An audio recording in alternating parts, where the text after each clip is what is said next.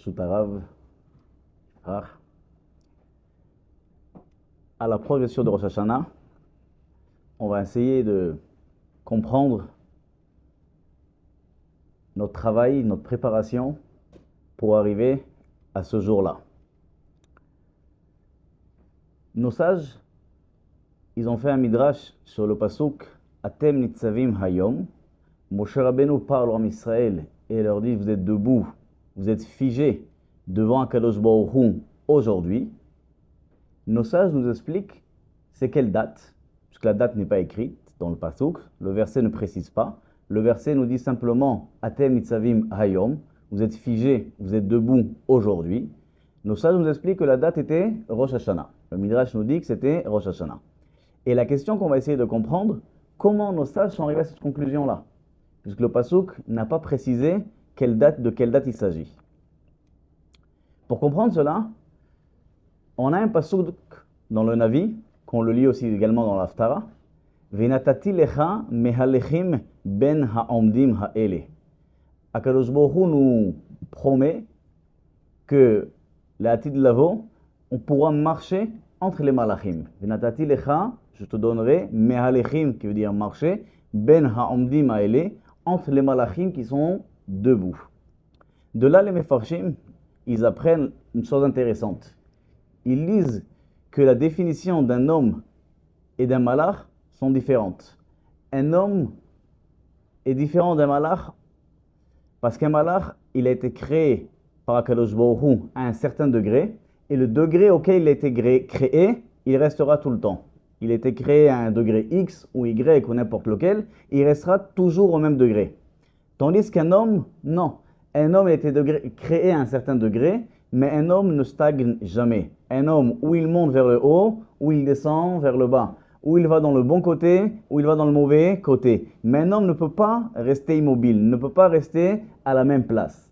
Tandis qu'un malach, oui, au degré auquel il a été créé, il restera. Donc la définition d'un homme, comment le verset, il définit un homme, mehalech, il marche, il bouge. Tandis qu'un malach, comment le verset le définit, omed, il stagne, il est debout, il est figé.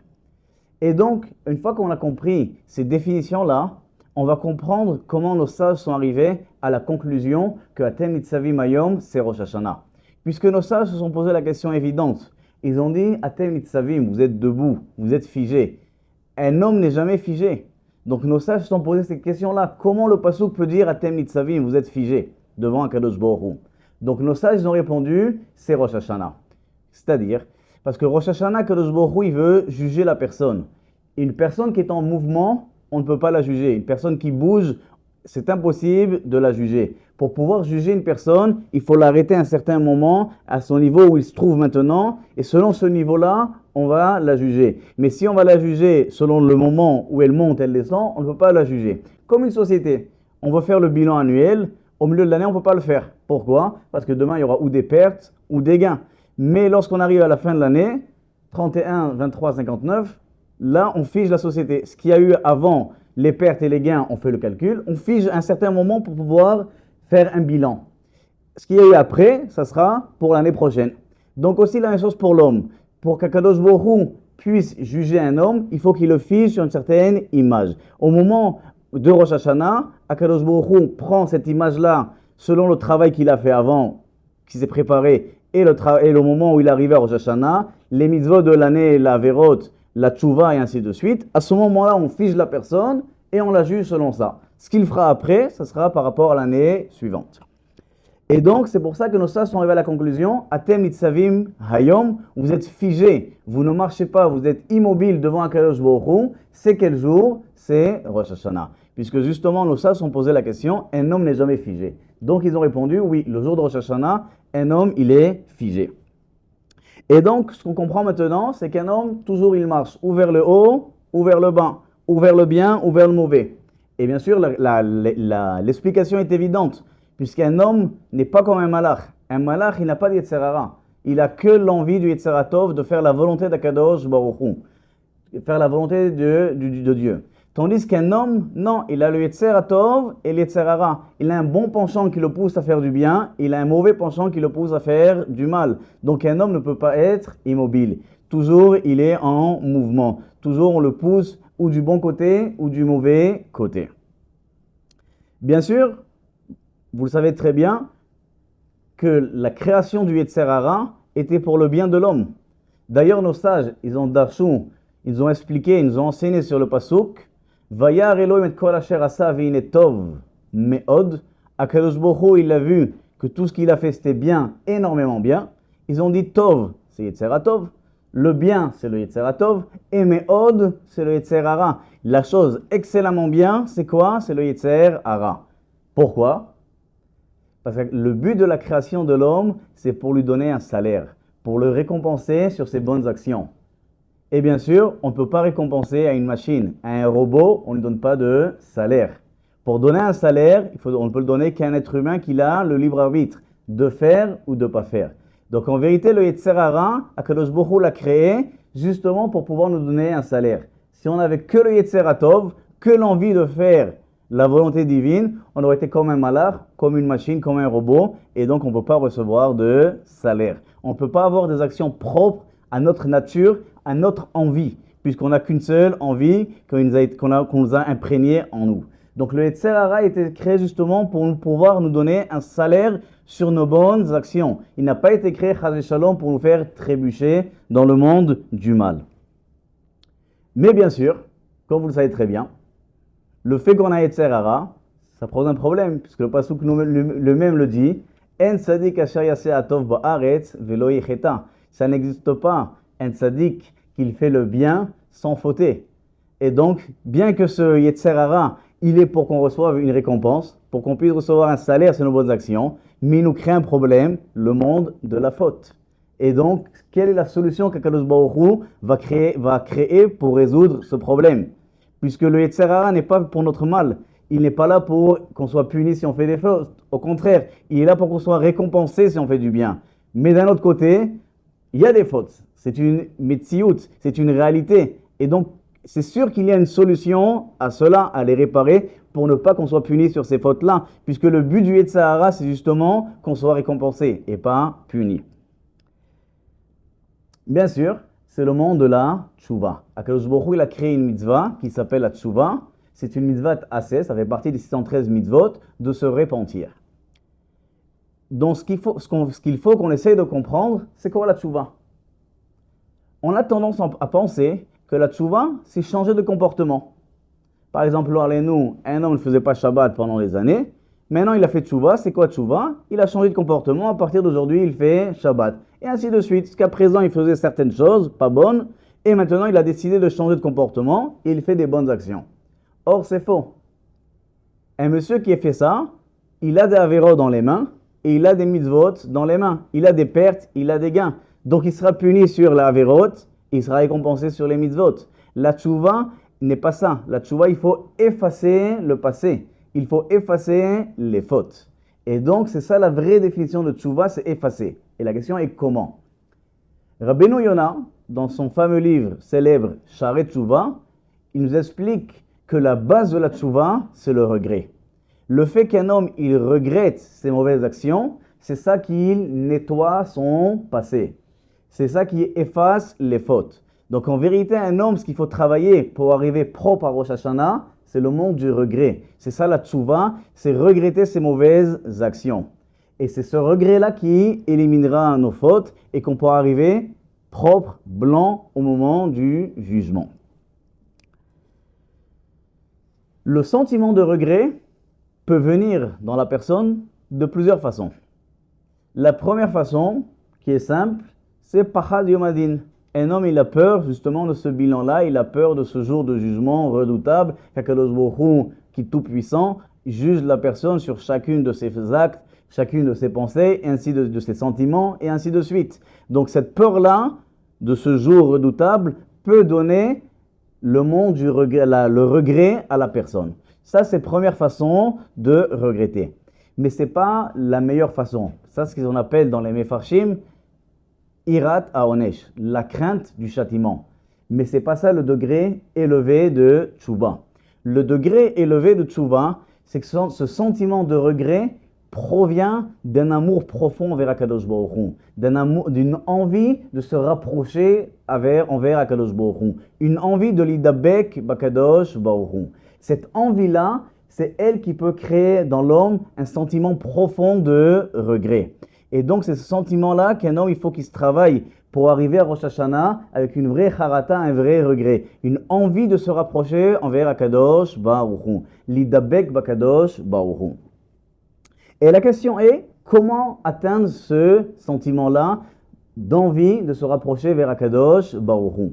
Puisque a priori, on est matériel, on est corporel, et donc Akadosh Baruch Hu, c'est Kulo Ruchani, il est totalement spirituel. Et donc la question qu'on va essayer d'expliquer, c'est comment arriver à ce sentiment-là élevé de se rapprocher envers Akadosh Baruch Hu, l'idavek Bashem. La réponse est très simple. Nos sages nous ont tous expliqué sur le verset ou le Dovka Bo. Justement, c'est un verset qu'on a une mitzvah de se rapprocher, de se coller envers Akadosh Baruch Hu. Ou sur le verset Acharei Hashem Elokechem Telechun. Marchez derrière Akadosh Baruch Hu. Et donc nos sages posent la question, comment c'est possible de marcher derrière Akadosh Baruch Hu? Ve'alo esh ochla. Akadosh Baruch Hu, autour de lui, il y a un feu qui dévore tout. Personne ne peut s'approcher vers lui. Donc comment on peut se rapprocher d'Akadosh Baruch Hu? Comment on peut marcher après Akadosh Baruch Hu? Comment on peut l'idavek envers Akadosh Baruch Hu? Nos sages nous ont donné la réponse suivante. Il faut marcher dans le même chemin des midot d'Akadosh Baruch Hu. Kaviachol, Akadosh Baruch Hu, il a aussi des traits de caractère. Kaviachol, bien sûr, c'est pas qu'il a, parce qu'Akadosh Baruch Hu, il n'a aucune soura, il n'a aucune forme. Mais Akadosh Baruch Hu, envers nous, envers la création qu'il a créée, qui est ce monde-là, il se comporte d'une certaine façon, qui est des traits de caractère de chesed. Ma'urachum, afatarachum. Comme lui, il est miséricordieux, toi aussi tu dois être miséricordieux. Et ainsi de suite. Ma'um albisharumim, afatat albisharumim. Comme lui, il habille les gens qui n'ont pas de quoi s'habiller, toi aussi tu dois faire ça. Ma'u kover metim, afata kover metim. Comme lui, Akadosh Baruch Hu, il a enterré les morts, c'est bien sûr, c'est Moshe Rabbeinu, toi aussi tu dois faire ce travail-là. Donc, c'est-à-dire que nos sages nous enseignent que si on veut se rapprocher envers Akadosh Baruch Hu, il faut se rapprocher de ces midot, de ces traits de caractère qui sont, si on veut les résumer en un mot, c'est le chesed. C'est envie de faire du bien au prochain. Cette envie de faire du bien au prochain, c'est ça le sentiment de se rapprocher envers Akadosh Baruch Hu. Parce qu'il faut savoir que on se trouve dans un monde où bien sûr on est des êtres humains, et on ne peut servir à Kadosh Baruch Hu que par nos sentiments humains. Il faut savoir que donc, le sentiment de chesed, d'où il provient qu'on est sensible au manque d'autrui. Être sensible au manque, ce qui manque à la personne, à une autre personne, c'est ça le sentiment de chesed. Ce sentiment de chesed-là, c'est ce sentiment-là qu'on doit développer pour se rapprocher d'Akadosh Baruch Hu. Faire attention aux sentiments des autres, ne pas les froisser, ne pas le vexer, et ainsi de suite. S'il lui manque quelque chose, essayez de le combler. Ces sentiments-là, c'est ça ce qui va nous faire nous rapprocher envers Akadosh Baruch Hu. Et la question est pourquoi, bien sûr. Quel rapport entre ça et se rapprocher d'Akadosh Baruch Hu? Eh bien, la réponse est la suivante.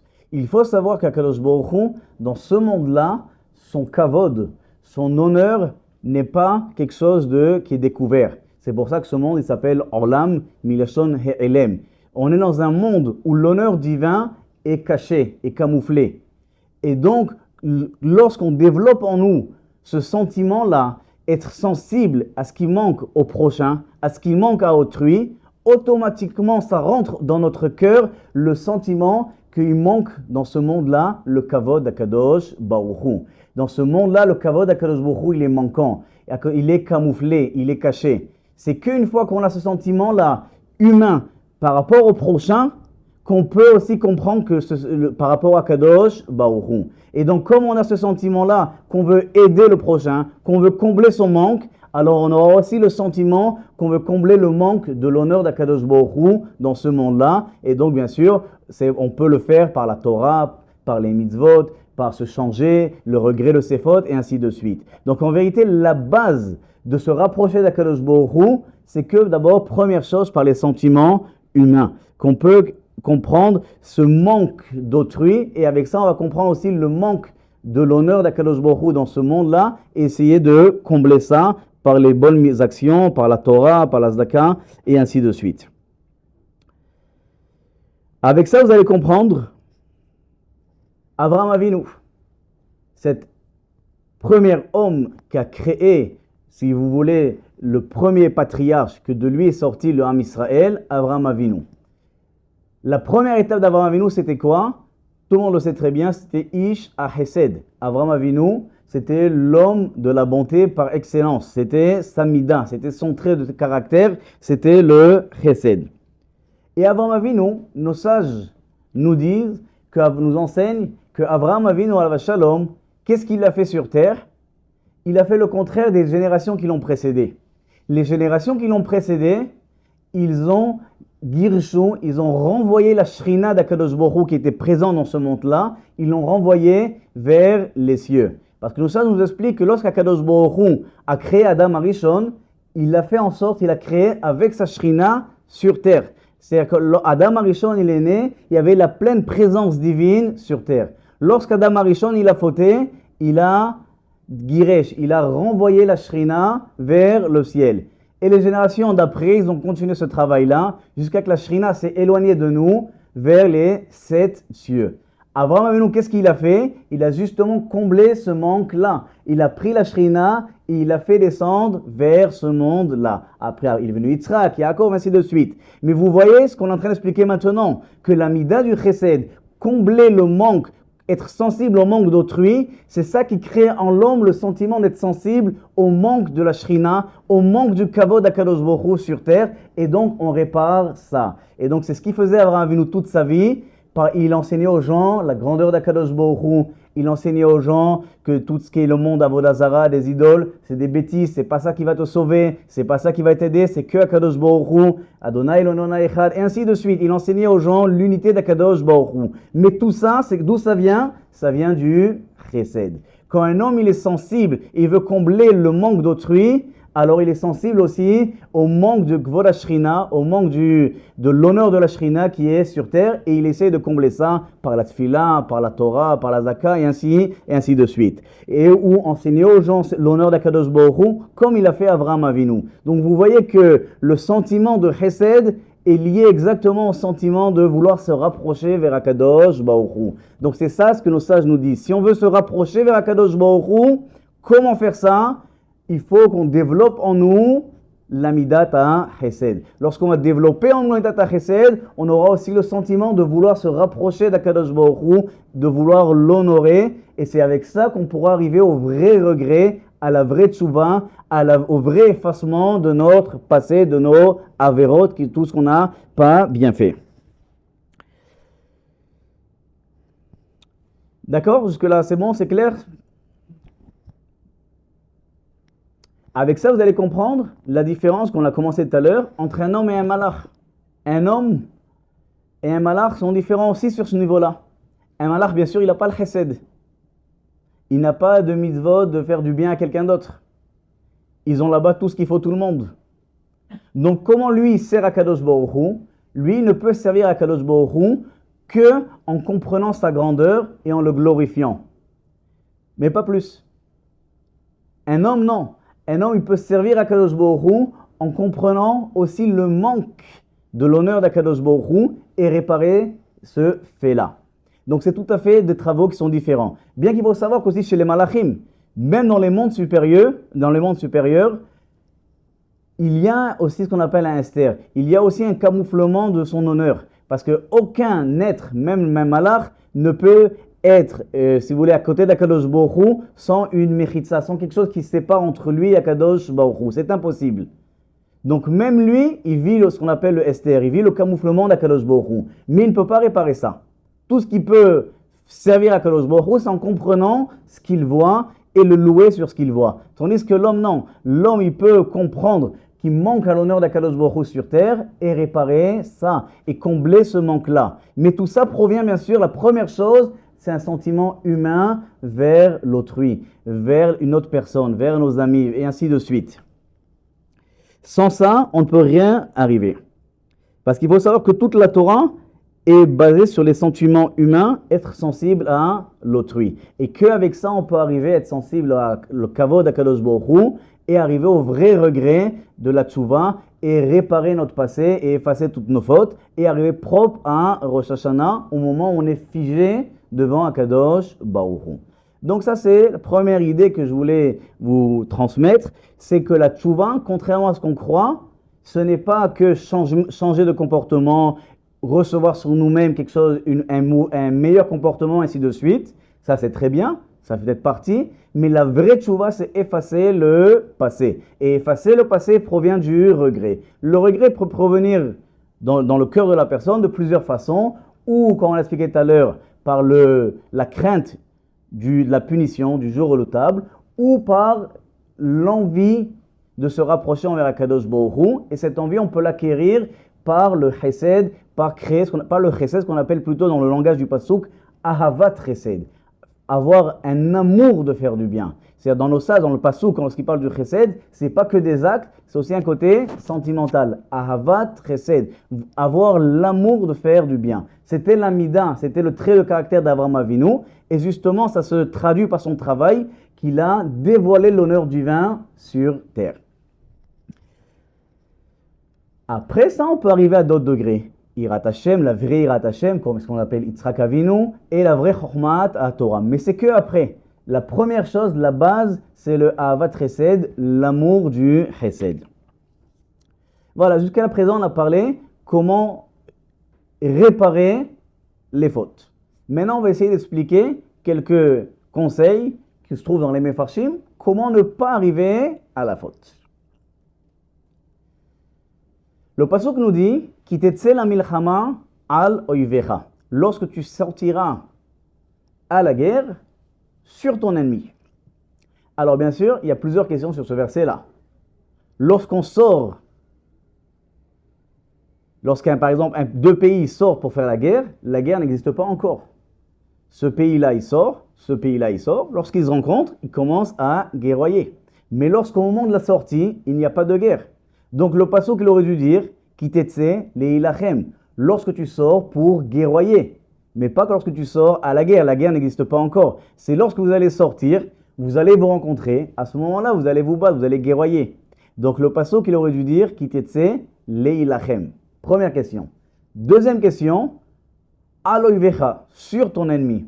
On ne sort pas sur un ennemi, on sort contre un ennemi. Neged oivecha, ou im oivecha. Mais le langage aloivecha n'est pas compréhensible. C'est pour cela que nos sages ils ont expliqué qu'en vérité, ce verset-là ne parle pas d'une guerre courante, d'une guerre au sens propre, mais parle d'une guerre contre le Yetzer Hara. Et cette guerre, justement, elle existe toujours. Ce n'est pas une guerre qu'elle est momentanée, elle arrive soudainement. Non, elle existe toujours. C'est pour ça que le pasuk nous dit Kitetse la milchama. Lorsque tu sors à une guerre existante. Premier conseil pour gagner la guerre, aloivecha. Ce sentiment-là de supériorité. Aloivecha. Pour comprendre ça, on va amener l'idée du Maharsha. Le Maharsha, il pose une question sur la Gemara.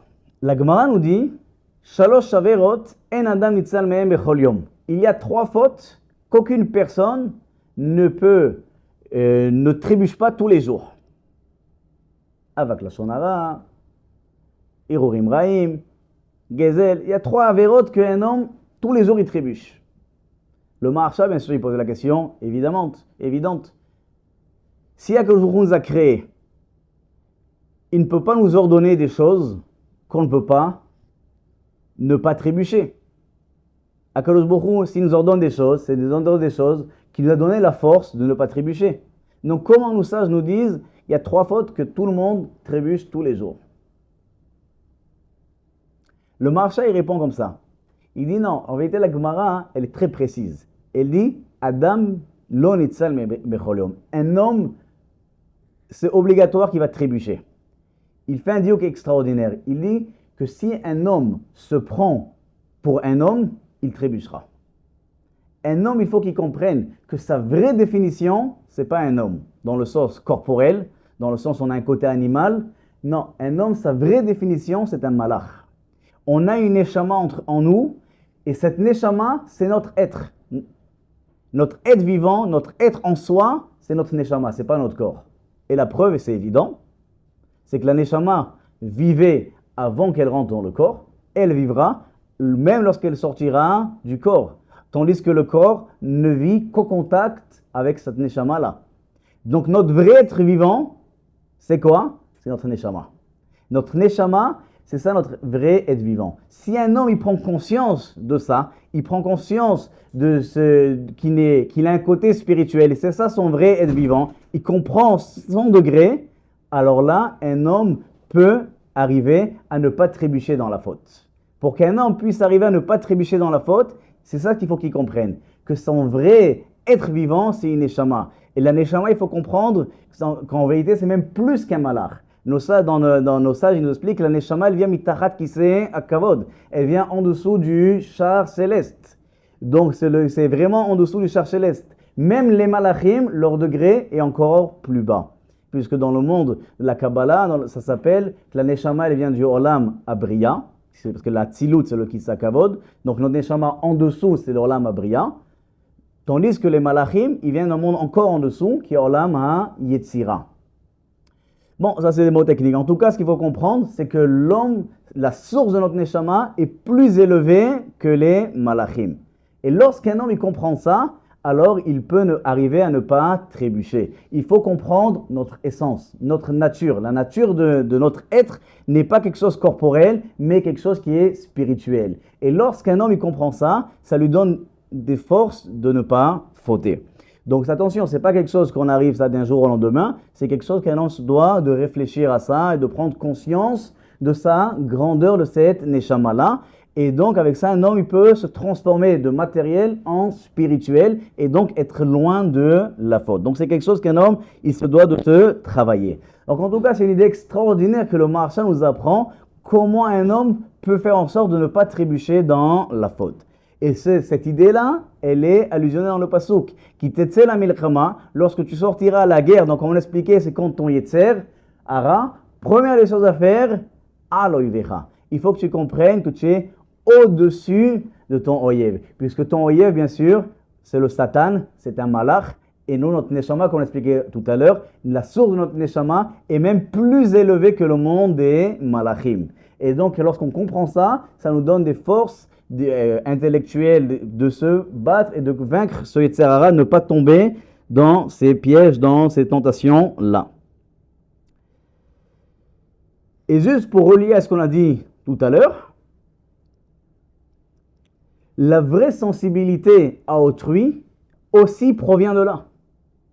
Si un homme il se prend pour un animal et son prochain c'est aussi quelque chose d'animal, eh bien entre animaux, il n'y a aucun sentiment, il n'y a aucune envie de l'aider. Au contraire, c'est chacun il tue l'autre pour vivre, et ainsi de suite. Qu'est-ce qui va faire que la personne sera sensible à autrui? C'est justement le sentiment de cette conscience-là. Que je ne suis pas un animal, je suis un être rouhani, un être spirituel, mon prochain aussi. Et donc c'est ça qui va créer la sensibilité de l'autrui. Cette compréhension qu'on est des êtres spirituels. On n'est pas des êtres corporels. Le corps, c'est qu'un moyen, c'est qu'un habit qui nous permet que cette neshama puisse vivre sur terre. Mais en vérité, c'est pas plus qu'un habit. Donc, en vérité, c'est ça, cette conscience-là qui va faire en sorte qu'on va développer en nous du chesed, qu'on va développer en nous cette conscience-là, et donc on va s'éloigner de la faute, et on va se rapprocher de la Kadosh Baruch Hu, on va regretter notre passé, ce qui est mauvais. Ça, c'est le premier conseil. Deuxième conseil, c'est la Gemara. La Gemara, elle dit Im roe adam shitzro mitgaber alav, ilma Torah. Im oil mutav, im lav, ikra kriat shema. Im oil mutav, im lo, yaskir lo, yom amita. Donc la Gemara nous dit la chose suivante. Elle nous dit si un homme il voit que son yetzer hara, il mitgaber alav, c'est-à-dire le pousse à fauter, première chose à faire, c'est étudier la Torah. S'il a une itzro, s'il a vaincu son yetzer hara, mutav, très bien. Si l'étude de la Torah n'a pas aidé, ikra kriat shema. Il n'a qu'à lire le kriat shema. Si ça a marché, il a vaincu une itzro mutav. Sinon, yaskir lo amita, il va lui rappeler le jour de la mort. Cette Gemara-là, bien sûr, elle a énormément d'explications dans les Mefarshim. Pourquoi d'Afka ces trois choses-là? Pourquoi cet ordre-là? Puisque la question qui est dans la Gemara est la suivante. Lorsque nos sages ils ont dit, il y a Skirlo Yom Hamita, il va lui rappeler le jour de la mort, nos sages n'ont pas dit, Imnitzro Mutav, s'il a vaincu c'est bon, sinon un autre conseil. Comme ils ont dit par rapport aux deux premiers conseils. Au niveau de Yom Hamita, ils se sont arrêtés là. Donc on comprend que Yaskirlo Yom Hamita, se rappeler le jour de la mort, c'était quelque chose de radical. C'est quelque chose que c'est sûr que la personne, s'il va le faire, il ne va plus fauter. Et donc la question qui est, pourquoi on ne fait pas ça depuis le début? Alors, ce qu'il faut savoir, c'est qu'en vérité, d'abord on va expliquer les conseils, et après on va comprendre pourquoi c'est qu'en troisième position. La Torah, qu'est-ce qui amène à l'homme? La Torah, ce qui amène à l'homme, c'est la grandeur d'Akadosh Baruch Hu. D'abord, parce qu'au début de la Torah, on raconte la création du monde, on raconte les miracles qu'Akadosh Baruch Hu nous a fait, en Égypte, à nos patriarches, dans le désert, et ainsi de suite. Donc ça nous fait en sorte de comprendre la grandeur d'Akadosh Baruch Hu, la grandeur du Créateur. Et donc lorsqu'on comprend ça, bien sûr, c'est une prise de conscience qu'on doit faire le bien. Si ça a marché, très bien. Si ça n'a pas marché, qu'est-ce qu'il faut faire? Il faut Kriyat Shema. Pourquoi Kriyat Shema? Parce que Kriyat Shema, on dit Shema Israël Adonai Eloheinu Adonai Echad. On unifie le nom d'Akadosh Baruch Hu. Et donc, bien que la Neshama c'est une créature, la Neshama c'est aussi une créature d'Akadosh Baruch Hu, mais le fait qu'elle provient de quelqu'un qui a cette unité-là, c'est sûr qu'elle a aussi un côté spirituel énorme. Ce qu'on a expliqué tout à l'heure, que cette prise de conscience de notre côté spirituel, c'est un moyen de se rapprocher envers Akadosh Baruch Hu. Donc, premier conseil que nos sages nous donnent, c'est d'abord comprendre la grandeur d'Akadosh Baruch Hu. Deuxième conseil, comprendre la grandeur de notre Neshama. Troisième conseil, Yaskirlo Yom Hamita. Là, c'est comprendre le côté contraire, la petitesse de notre corps. Mais bien sûr, ce n'est pas le premier conseil que nos sages nous ont donné. Pourquoi? Parce que notre vrai but sur Terre, c'est justement comprendre la grandeur d'Akadosh Baruch Hu et la grandeur de notre Neshama, comme on l'a expliqué tout à l'heure. Donc le fait que c'est ça notre vrai travail sur Terre, de prendre cette conscience-là, c'est ça les premiers conseils que nos sages ont donnés. Maintenant, si quelqu'un il est vraiment dans la faute et il ne peut pas arriver à ça, alors là, il doit se rappeler la petitesse de son corps, de son côté matériel. Mais ça, c'est qu'un moyen pour s'éloigner de la faute. Mais ça ne l'empêche pas que son vrai devoir sur Terre, c'est de se rapprocher vers Akadosh Baruch Hu en comprenant sa grandeur et en étudiant, en comprenant la grandeur de la Neshama et donc la grandeur de notre travail qu'on a à faire sur Terre. Donc c'est pour ça qu'il y a cet ordre-là. Nos sages n'ont pas donné le premier conseil de se rappeler la petitesse de notre corps, puisque ce n'est pas ça le but pour lequel on est venu sur Terre. Le but pour lequel on est venu sur Terre, c'est justement, comme on l'a expliqué tout à l'heure, de comprendre l'honneur d'Akadosh Baruch Hu, d'être sensible à son kavod et de faire en sorte que son kavod soit dévoilé sur Terre. Ça, c'est notre but sur Terre et c'est notre but qui va nous rapprocher d'Akadosh Baruch Hu et nous faire regretter notre passé, en tout cas les mauvaises choses de notre passé. Ça, c'est la première façon de voir cette Gemara-là. Cette Gemara-là, comme je vous ai dit tout à l'heure, elle a beaucoup d'explications. Il y en a qui la relient avec la Mishnah. Akina ta'ava ve'akavod, motzim et adam min ha'olam. Il y a trois mauvais traits de caractère qui font sortir la personne sur terre. C'est le kina, ta'ava et le kavod. La jalousie. C'est quoi la jalousie? La jalousie, c'est-à-dire ça lui fait mal au cœur que quelqu'un a quelque chose. Ta'ava, c'est que lui-même il veut profiter. Et kavod, bien sûr, c'est l'honneur, c'est l'orgueil, ainsi de suite. Et le fait que ces trois sources-là, ces trois mauvais traits de caractère sont trois sources de faute, donc nos sages ont donné trois conseils différents. Ces trois conseils différents, c'est par rapport à ces trois sources de faute. La source de faute qui est la plus courante, c'est la ta'ava.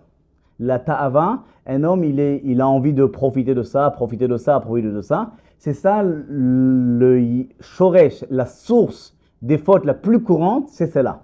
Donc c'est pour ça que nos sages, en première solution, qu'est-ce qu'ils ont donné? Il y a Sogba Torah.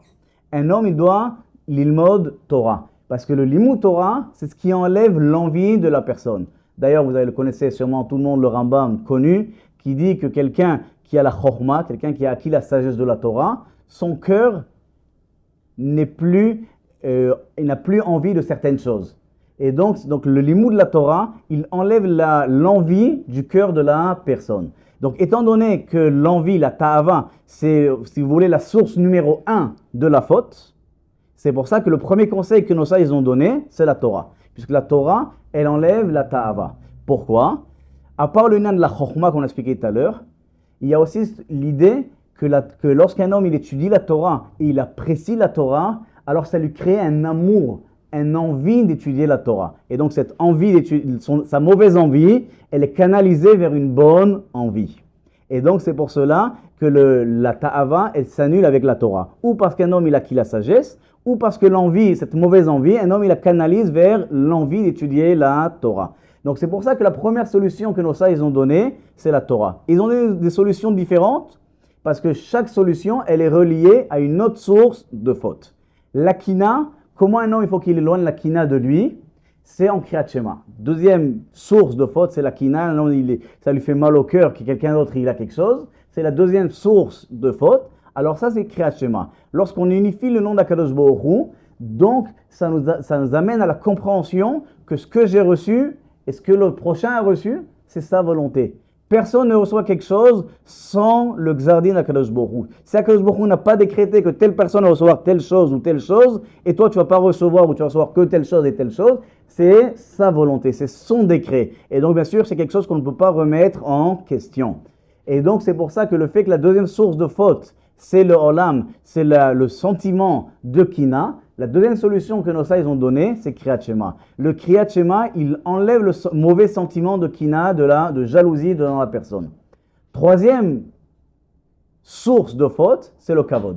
L'orgueil, c'est le kavod. Pour enlever le kavod, bien sûr, yaskirlo yom hamita. Un homme, lorsqu'il se rappelle qu'après 120 ans, il sera sur un petit endroit, 1 mètre sur 2 mètres, c'est tout ce qu'il aura en dessous de la terre, et ses amis seront les vers de terre qui vont le manger, alors ça enlève bien sûr l'orgueil du cœur de la personne. Donc si vous voulez, ces trois conseils, c'est par rapport aux trois sources différentes d'où provient la faute. Avec ça, vous allez comprendre aussi, dans le même ordre d'idée, la Mishnah. La Mishnah dans Pirkei Avot, elle nous dit Akavia ben Malalel Omer, Istakel bishlosha dvarim ve'i ataba lida avera.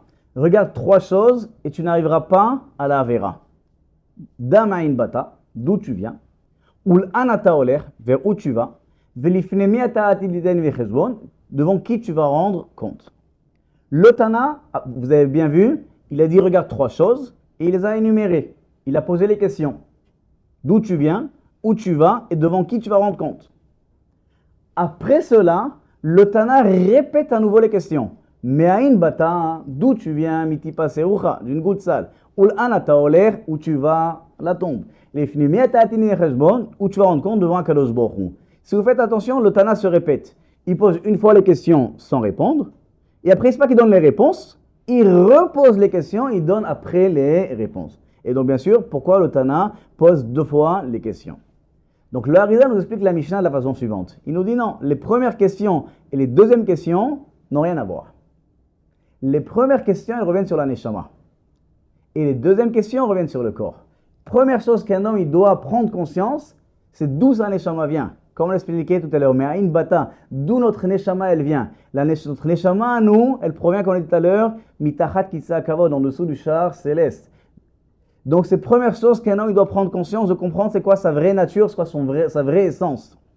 Deuxième chose, Ul Anata Oler, où tu vas, dans le sens où ta Neshama va aller. Parce qu'un homme a tendance de réfléchir de la façon suivante. Il se dit, Baruch Hashem, par rapport à ma génération, je suis bien. Je fais Shabbat, je vais à la Tfila, un peu de Torah ici, on fait Zdaka, on fait tout. Baruch Hashem, qu'est-ce qui me manque? Non, sache que tu vas aller devant Olam Haba, ta Neshama, lorsqu'elle va quitter ce monde, elle va à Olam Haba. Et Olam Haba, tu vas rencontrer d'autres gens, d'autres générations. Abraham, Yitzhak, Yaakov, et ainsi de suite. Et donc, il faut que tu puisses arriver aussi à leur niveau, selon bien sûr tes possibilités. Donc, ça ne te contente pas de ce que tu fais. Toujours essaye de rajouter. Velifne miata atidin cheshbon, devant qui tu vas rendre compte, c'est par à nouveau sur la neshama. La neshama, bien sûr, c'est le côté intellectuel de la personne, et donc ce qu'on a expliqué tout à l'heure aussi, qu'Akadosh Baruch Hu juge la personne aussi sur ses pensées, aussi sur ses sentiments. Et donc les trois premières questions reviennent sur le côté de la neshama, tandis que les trois secondes questions reviennent sur le côté corporel. Mais comme on l'expliquait tout à l'heure, l'ordre est important. C'est-à-dire, si un homme il veut s'éloigner de la faute, première chose à faire, c'est regarder son côté spirituel. Pas la petitesse de son côté matériel, parce que ça peut amener la personne à la tristesse, ça peut amener au yéhous, au désespoir. Donc, c'est pas ça le premier chemin à prendre. Le premier chemin à prendre, c'est pas regarder la petitesse du corps, mais le contraire, regarder la grandeur de notre neshama, d'où elle vient, où elle va et devant qui elle va rendre compte. Donc voilà, si on va essayer un peu de récapituler, pour être propre des fautes, ce qu'il faut, c'est le monde du regret. S'il n'y a pas ce regret-là, ce sentiment de regret, un homme, il reste avec ses fautes, même s'il change de comportement. Pour arriver, pour accéder, pour acquérir ce sentiment de regret, le vrai sentiment de regret qui est que ce qu'Akadosh Baruch Hu préfère, c'est que si ça provient de notre envie de se rapprocher vers lui. Et cette envie de se rapprocher vers lui peut venir que, parce qu'on l'expliquait tout à l'heure, Ahavat Chesed. L'amour de faire du bien, être sensible à l'autre, lui faire du bien, combler ce qu'il manque, ne pas le vexer et ainsi de suite. C'est que par ce sentiment-là, être sensible au manque du prochain, qu'on peut aussi arriver à être sensible à ce qu'Akadosh Baruch Hu veut de nous. Et ce qui lui manque sur terre, bien sûr, c'est le dévoilement de son honneur, que c'est notre but sur terre. Et pour ça, c'est pour arriver au sentiment de regret. Et dans le même ordre d'idée, pour ne pas arriver à la faute, il faut comprendre la grandeur de notre neshama. Et comme on l'a expliqué, quand on comprend la grandeur de notre neshama, c'est ça qui va nous pousser à faire du chesed, c'est ça qui va nous pousser à faire du bien au prochain, puisqu'on comprend qu'on n'est pas des animaux, on a un côté spirituel, un côté intellectuel, notre prochain aussi. Et donc, grâce avec ce sentiment-là, on va arriver à s'éloigner de la faute, et si on a déjà fauté, avoir un sentiment de regret qui va effacer nos fautes. D'autres conseils que nos sages ont donnés pour ne pas fauter, c'est l'étude de la Torah. Lorsqu'on fait Kriyat Shema, il faut le faire avec Kavana, c'est-à-dire comprendre ce qu'on dit, qu'Akadosh Baruch Hu il est un. Quand on dit qu'Akadosh Baruch Hu il est un, bien sûr, c'est pas un comme un chiffre, un, c'est pas qu'il n'y a pas de non. Quand on dit qu'Akadosh Baruch Hu il est un, c'est-à-dire que c'est un qui ne peut pas se séparer. Par exemple, un homme, il est composé. Il a des mains, il a des pieds, il a une tête, il a un cœur, il a ainsi de suite. Il est composé. Lorsqu'on dit qu'Akadosh Baruch Hu il est un, c'est dans ce sens-là qu'Akadosh Baruch Hu n'est pas composé. C'est comme si un truc, en lolo tsura, il n'a pas de forme, il n'a pas de matière, il n'a pas de couleur, et ainsi de suite. Et c'est ça qui domine tout. Cette force-là, elle qui domine tout, qui n'est pas composée. Quand on dit un, c'est ça la vraie kavana. Et troisième chose, c'est Yaskirlo Yom Amita. Voilà, donc c'est un peu ces idées-là que je voulais transmettre à l'approche de Rosh Hashanah. Skol et Shalim Rabot, Ne'imot et Tovot.